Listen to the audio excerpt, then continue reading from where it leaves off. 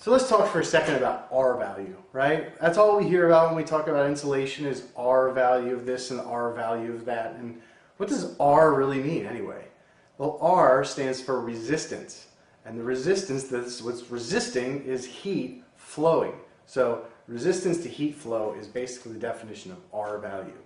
And the reason that you want to slow heat from flowing is because heat naturally wants to go from hot to cold. Like heat will naturally flow to a colder area. So what we do to prevent that from happening is we put insulation in the walls. And the insulation has, especially fiberglass insulation like this, has tiny air pockets. In fact, 97% or 98% of this insulation is actually air. And the air slows down the heat from passing through it. So as heat comes to this side, and this is the outside, it takes a while for it to make it through the insulation. There's millions more air pockets in this piece of insulation than there are in this piece of insulation.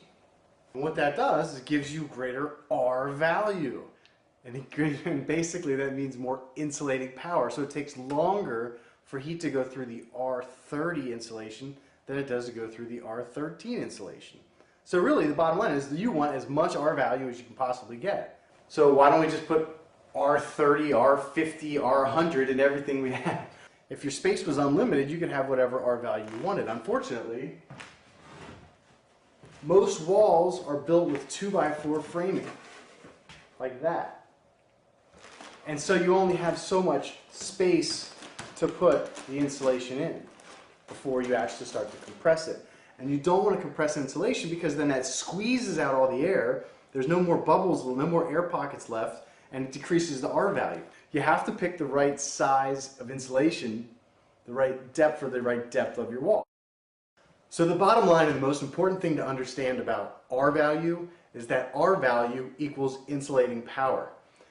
The trick is to get as much R value as you can in the spaces that you can reach.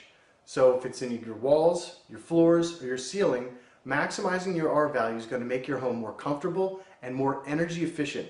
If you're sick and tired of spending too much money on your energy bills, stop by my website at howtohomeinsulation.com. You'll find the videos and information you need to start saving money on your energy bills right now. My name is Corey Binford. Thanks for watching.